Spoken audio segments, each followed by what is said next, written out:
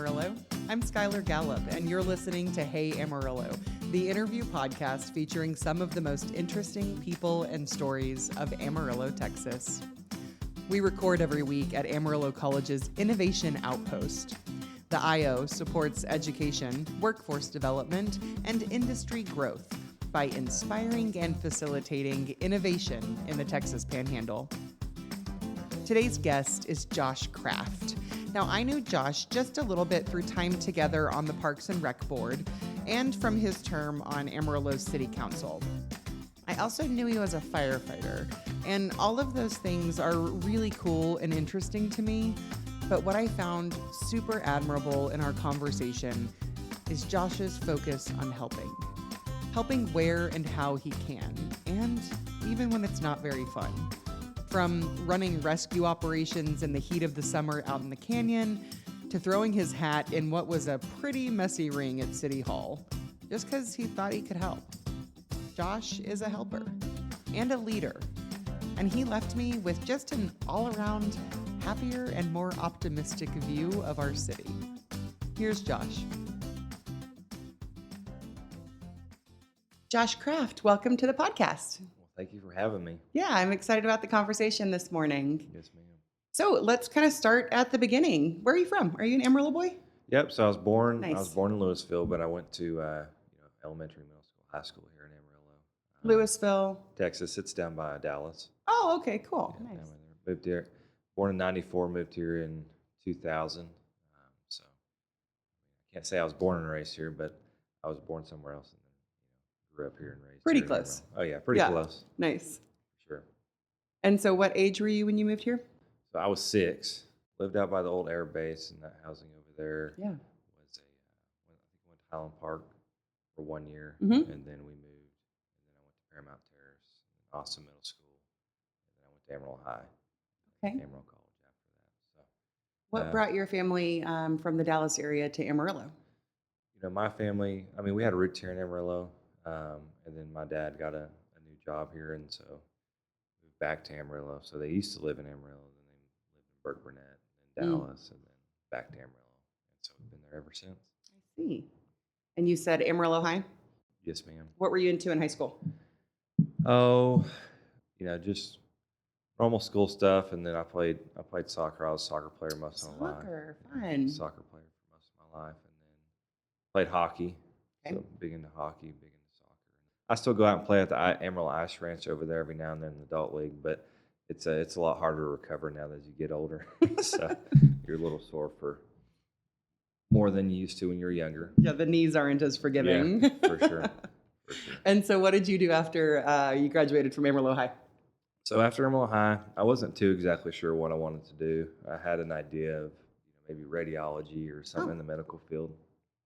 I graduated in 2013, and then always had the aspiration to be a firefighter when I was young. I mean, I think it's kind of every young boy's dream at some point in time. And talking to my sisters, my brother-in-law, my sister's husband, he's a fireman down in Irving, Texas. So he works for Irving Fire Department.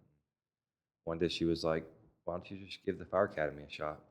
And so reached out here to Amarillo College and just kind of dove in and got all the information I needed and just went to the fire academy. That was the next step, and never really looked back since. Went to fire academy in 2015, graduated that spring, and then had to enroll into EMT class, finished EMT.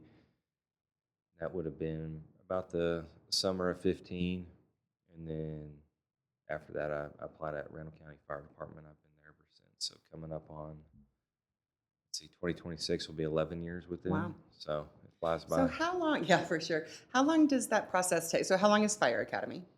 So right now, how we have it structured in Amarillo College is it's essentially a full semester. And do you still teach? Yep. That's cool. At Amarillo College? Yep. So I'm part-time instructor at Amarillo College. So that's kind of the humbling part is going through that. And then I always had the aspiration, maybe what can I do to give back and teach? Yeah. And so, fortunately, I'm a part-time instructor at the college and teach out at the Fire Academy, that big, nice building that they just built over North Plains. It's fabulous.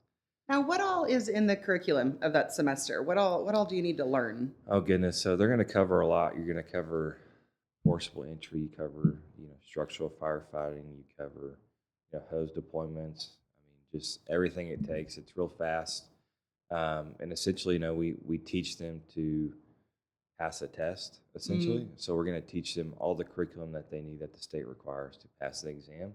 And the way I look at it is, our job as part-time instructors is to teach you the basics, and then once you get on the fire department somewhere, they're going to teach you how to necessarily be a fireman, Sure. because Yeah. there's much more that goes into it than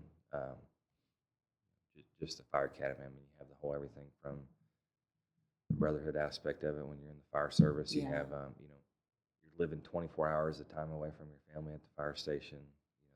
There's a lot more that goes into it than that. And so that's kind of the philosophy. We're teaching you to pass exam, to get those bare bones, and then that way you can build up on that as it goes on. Yeah, I would imagine there are a lot of jobs that are like that, but I would imagine being a fireman is definitely one of those that like you can't learn it until you're doing it. Yeah, for sure. It's almost like politics, so you really don't know what it's like until you're in there. So You're just a glutton for punishment then. yeah, pretty much. I mean, that's how it goes. I guess I've always been a glutton for punishment my whole life. That's funny. Just always just trying to, what can I do to serve my community and just be better, and I guess just roll with the punches and what comes with it. So Okay, so you got through the fire academy, went to then EMT training. How long is that? that's about another semester. Okay. So there, in a nutshell, I mean, you can do a semester. Sometimes they offer it in the summer, and it's pretty much a fast track course. So once I finished in the spring of 15, fast track course for EMT. So all in all, fire and EMS, probably 2 semesters total. Okay. Pretty close to that. And do you have to have an EMT certification to be a firefighter? Majority of the fire departments, especially in this area and in Texas, require you to have that. Now, there's some fire departments which you take, like Amarillo Fire Department, for example. There are fire departments they'll take a civil service exam, and they'll hire you first, and then they'll pay you to go through school. So you take, for instance, Amarillo. They had a test, I think early spring or summertime, and so you could just come in off the street or apply, take the exam. If you pass the exam, they would put you through a physical agility test, and then if you pass, all of that, following the background check and all of that, they would hire you on, and then they would put you through their own fire academy. I see. And so there's 2 different tracks. Back then when I was going through it, that wasn't an option. Everybody was having to funnel through AC's Fire Academy. And then once you got out, you could go apply, whether it was Randall County, Amarillo Fire, Potter, Canyon Fire, just kind of wherever. And so that's been really beneficial. And so now there are departments that require you to have paramedic. So, I mean, it's 2 steps above an EMT, just a higher level of care. So it just kind of depends on where you're at in the state. You kind of go more towards down the Dallas-Fort Worth area, they're going to require you to have your paramedic. Sure. Whereas, there's some departments that, hey, to bring you on, you don't have to have EMT, but we'll put you through it once we hire you on. Yeah. So it just kind of depends, really. Yeah. How hard is the physical agility test? Is it like something you really have to, or can like a relatively healthy person do it? I would say, I think you would probably have to train and work out a little bit before you take it. Nice. Because it's timed. So like there is a time requirement on it. But I think that if you're relatively healthy, like you've worked out, I would say consistently, you have decent cardio and stuff, you could take it. Now it gets harder as you get older. So like I haven't taken Do you have to do it every year? No. So that's what I was going to get at. I haven't taken it since, 2015, 2016.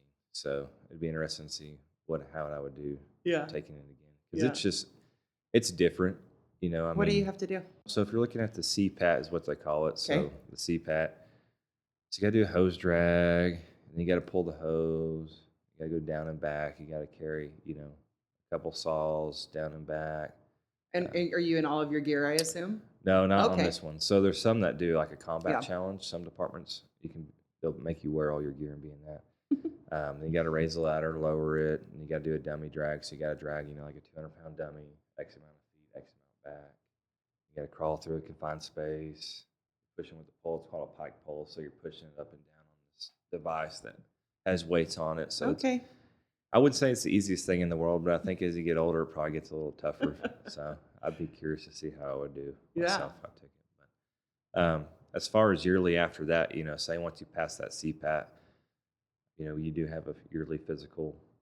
You have physical exam, and Yeah. then you also have a physical challenge as well. Okay. And so that kind of just differs from Yeah. everywhere. Some call it a consumption test, some call it a combat challenge. And the consumption test is, they're trying to see how long you can last on one air bottle doing all Oh, that my. work. So in that one particularly, you're wearing all your gear, you're wearing SCBA, you're being timed, and you're having to do all the physical challenges,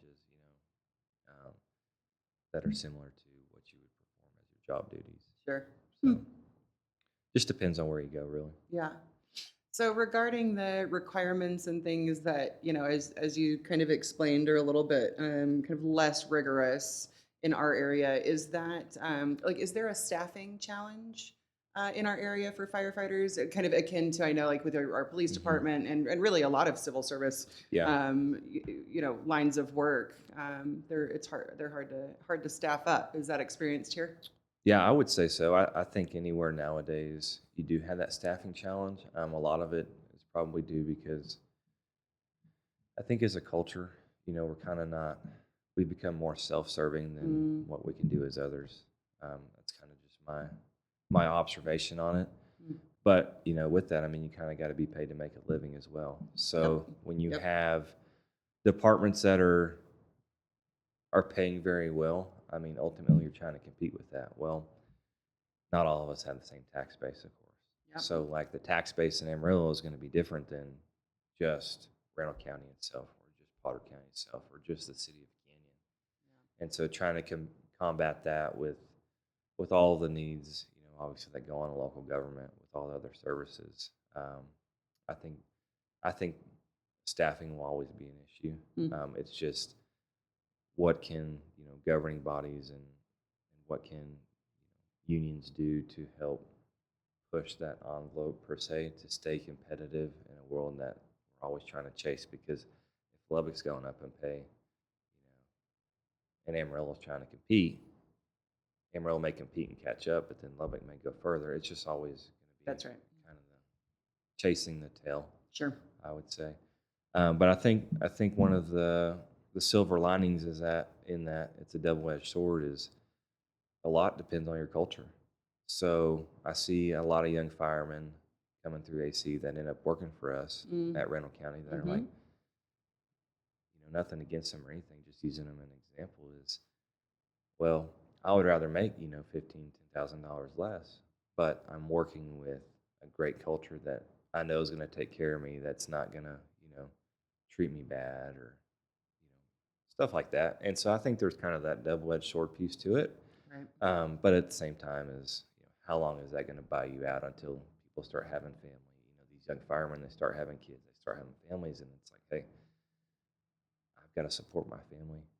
It's just a never-ending battle.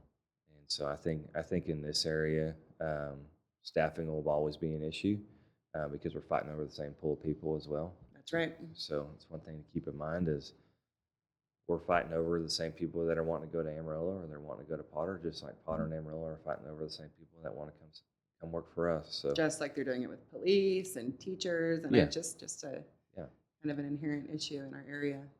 What's the coolest thing about your job? I'm thinking about little boy Josh that wanted to grow up and be a firefighter, right?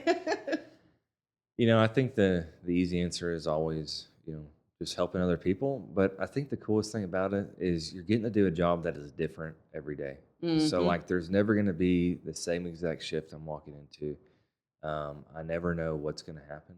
In the leadership position I'm in and being a company officer, I think that's kind of what drives me, is I don't know what we're going to get into, but at the end of the day, it's my job to figure it out. That's right. I'm the one that is ultimately going to be responsible for whatever may happen during that time, So I think that's the coolest thing. And then just all the opportunities that come along with it, So like everything we get to do with Powder Canyon, specifically since we work for Randall County, that's in our backyard. So everything I'm sure you're seeing in the media, like with the hoist helicopter operations, with all the high angle rescue stuff, Yeah, talk about some of that all of training. that. I saw some pictures Yeah. that you posted that was like, okay, that's pretty cool. Yeah. So luckily for us, Powder Canyon sits in our backyard. Yeah. So that's ultimately, So that's you guys are yeah. responding when all Mhm. these people forget to take water and it's 100 Yeah. degrees outside. Yeah. And you know exactly what I'm talking about. So kind of backtrack. So I started back in 15. I really got into kind of the high angle rescue side. High angle rescue? Yeah, rope rescue. Okay, cool. So that's kind of the two terms they call it, rope rescue or high angle. So Okay. high angle being like steep, just sheer drops. Yeah. 100, 200 feet. So after I started back in 15, probably about 16, 17, I kind of got interested into it. My lieutenant at the time had the program. And so I don't know. It's just kind of one of those niches. You kind of find your niche in your fire service, whether it's like hazmat or extrication or rope rescue Okay. or just firefighting. Everybody will kind of find their niche that they really enjoy. And so when I promoted in 2019, I had the opportunity to have that program, oversee the program and take it over and just continue to build on it. So our team's joint with Canyon Fire Department because, Powder Canyon's pretty much right between Canyon and Amarillo. And so our team is a joint team. So we train quarterly. We train quite often. And then, summertime becomes really, really busy. And I remember one year, I think it was 2 years ago, I think they rescued over like 40 people in one day on it. Well, they just end up closing the dang park down because they're like people. Yeah. Come on. Yeah. So you're getting people out there that aren't taking enough water or they're not wearing the right footwear. I mean, maybe 100 degrees up top, but I mean, it's 120 degrees down at the bottom. Yeah, it gets hot. And I don't know if maybe that day kind of caught the state's attention, because now they'll close it if the heat index is a certain amount. Yeah. So typically the trails were always open at all times, no matter what.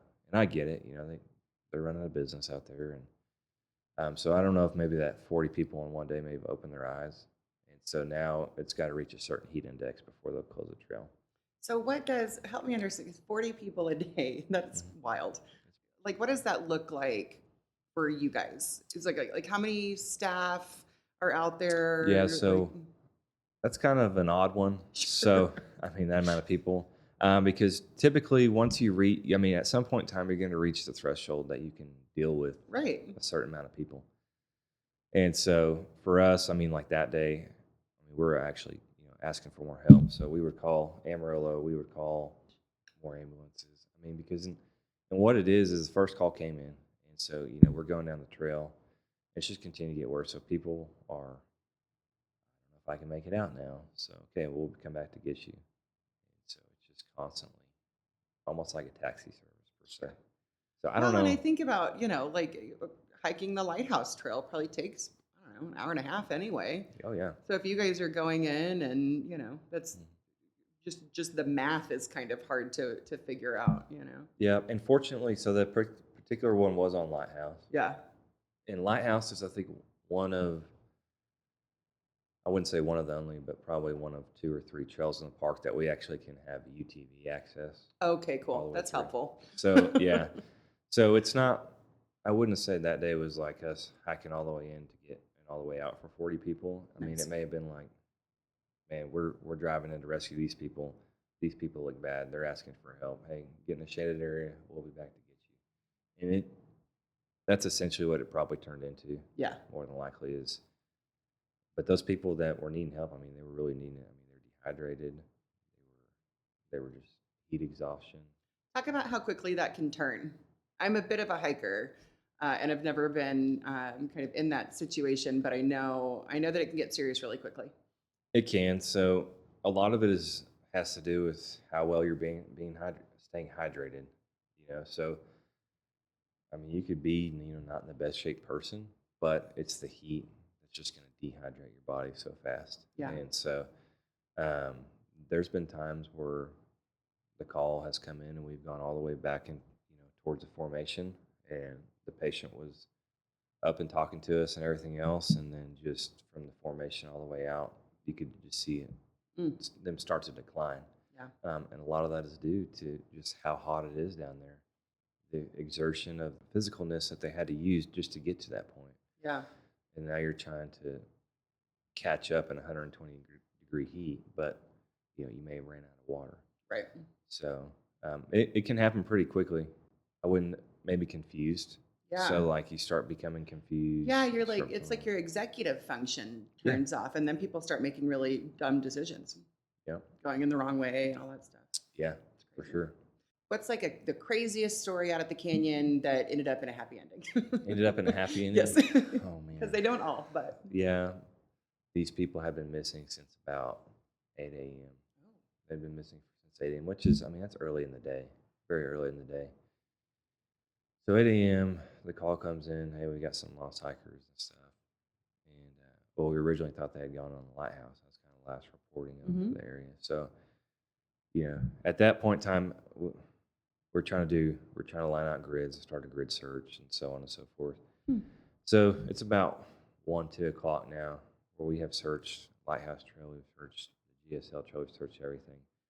1 or 2 o'clock, we have the mobile command. I mean, it's a big ordeal at this point. Yeah. Like a lot of agencies out there, Okay. command structure in place. And I'll never forget, in the Lighthouse parking lot, that's where everybody was staged up. Yeah. And then right at the exit of the parking lot on that shoulder, there was just a truck parked there the whole time, a pickup truck. And I'll never forget, well, I can't remember if it was SO deputy or what it was, but I just remember there was a guy just walking from the opposite side of the parking lot into the truck, and that was the guy we were looking for. Oh my gosh. So they were nowhere near where we had been looking, and just nonchalantly thought that he was going to get in his truck and leave. So, Jeez.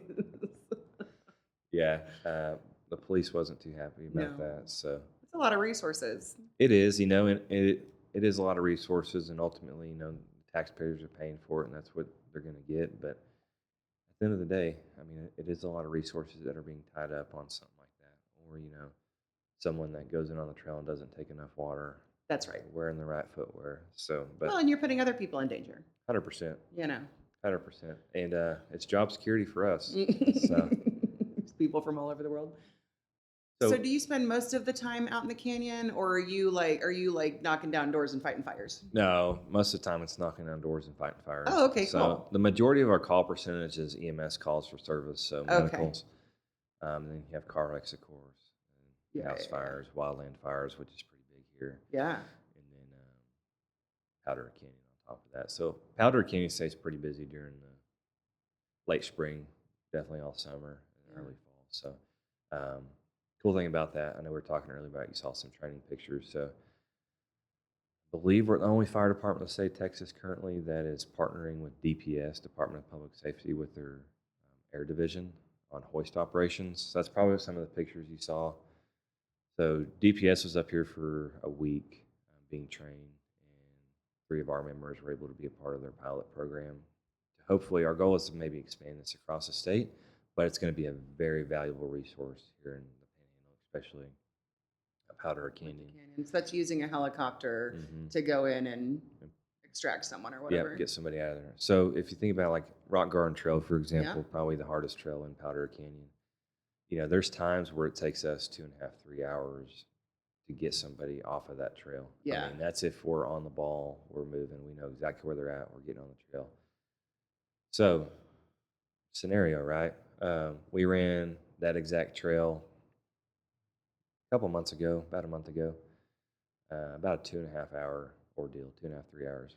Yeah. And you can't get, I mean, it's too narrow. You can't get anything back there. No, it's all just hike in, walk in. Yep. walk in, put them in the basket, and then wheel them out. Ooh. And it's rough terrain. Yeah. So, like I said, about a month or two ago, took about 2.5 hours on that same exact trail for somebody. Well, fast forward, between that time frame, we completed hoist helicopter training, which is week-long training to become what they term it a rescue swimmer. So the guy coming from the helicopter is called a rescue swimmer. And literally the day before the rescue, our guys had got signed off. I got their check off complete with DPS. So they're ready to go. Yeah, so it's good timing. Less than 24 hours, they were signed off, and got a call for service in pretty much the same exact spot. Oh, fun. From a month prior. So DPS flew out of Lubbock. Our rescue swimmer hiked up to them, and they were in and out in right under an hour and a half. Out of Lubbock. Yeah. That's fast. Yeah, so It's they have pretty wild that the helicopter out of Lubbock's faster than yeah. you guys having to hoof it all the way back there. Yeah, so it's a 40-minute flight time from Lubbock Singer Hmm. on that particular one. It's about a 40-minute flight time from Lubbock Singer to the canyon. That's cool. That's a very cool program. Yeah, it's cool. So we're honored to be a part of it. Yeah. It's going to save, I think, a lot of people's lives, and hopefully it spreads across the street, not only just for that, but hopefully for everything you saw down south with all the flooding. Yeah, for sure. There's a lot of applications there. Does your marketing feel like a shot in the dark? Are your social media posts getting lost in the scroll? Unlock your business's potential with SKP Creative. They know your audience and design posts that reflect your brand and drive real engagement. From scroll-stopping social media content to powerful traditional marketing, graphic design, and website development, SKP Creative covers it all. Are you ready to elevate your feed and turn your marketing into a success story? Visit skpcreative.com today. What is really hard about your job? I would say not so much what we do, more or less probably the mental health and the effect it has on your family. Mm-hmm. I think that would be the hardest thing, missing those birthdays, missing those just all those special moments, that you may never get to experience with your kids again. And hardest part, along with death. Death's very, very tough, especially with children. Of course. I think seeing things like that, that's probably the hardest thing about the job, from my perspective. And seeing these young men and young women come in the fire service that are just excited for it. I just pray that none of that stuff ever breaks their spirit for the reason why they served up, Right. signed up to serve. I always think our first responders, kind of those frontline workers, have such an interesting perspective on humanity because you see all of it in the moment when it's happening. Yeah, you see people in their worst moments of their life. Mhm. That's the reason why they call us. And the sad part is we're behind the 8 ball on it. So typically the incident's already happened. So now we're coming in after the fact. Mm-hmm. So, you see death, you see the nasty things. You witness people in the worst time of their life. Whether that's they're calling you to help them pick them up off the toilet in the bathroom, or they're somebody that they love is dead. So Right. you get to see all of it, and in those moments I just always remind myself, okay, what can I do to make this better for this family member, or what kind of compassion can I have? Because you never know what a hug may do to somebody in their weakest moments, or when they're struggling with something. So that's what I always try to tell my people I work with, to remember that even though that this may be the worst moment of someone's life, what can we do to make it better in that moment? Right. Whether that's something simple as a hug, or carrying their groceries, or doing whatever it takes, for that specific incident. Yeah.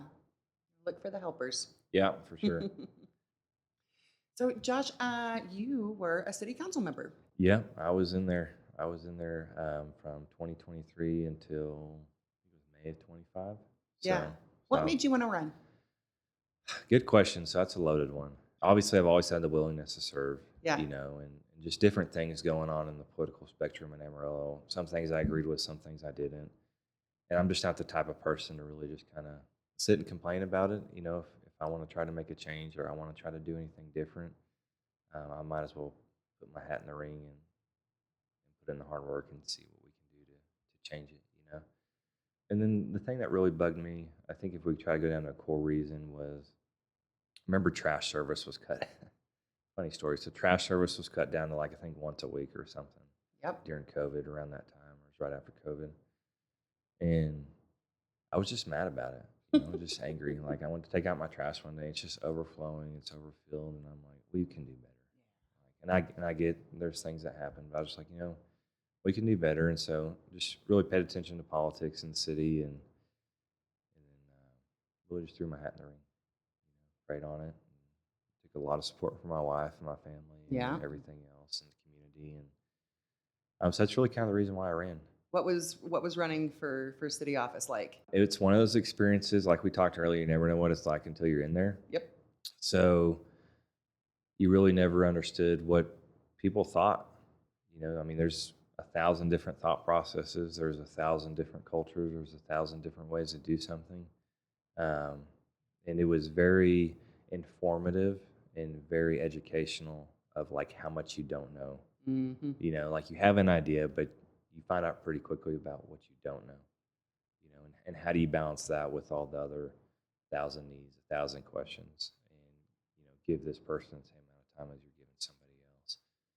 So very educational, especially running for office, and you're putting yourself out there, and it's not just yourself out there. I mean, it's like, what have you done in the past 30 years? Plus, what has your family done in the past 30 years? Plus, like, what do other people think of you? Type of deal. Because people will dig. I mean, they're going to dig and try to find anything they can on you, especially your opponents. Like in our race, I think we had 7 or 8. I think we were one of the most crowded races in city history. I was the youngest candidate, I'm pretty sure, out of across all 5 seats. And so running for office at first, I mean, was a lot of like, you're too young for this. Like, you don't know what you're doing. Sure. You're not ready for it. But that kind of became your strength. So, like, if you look at politics, I would say not specifically locally, but maybe just across, like, young people.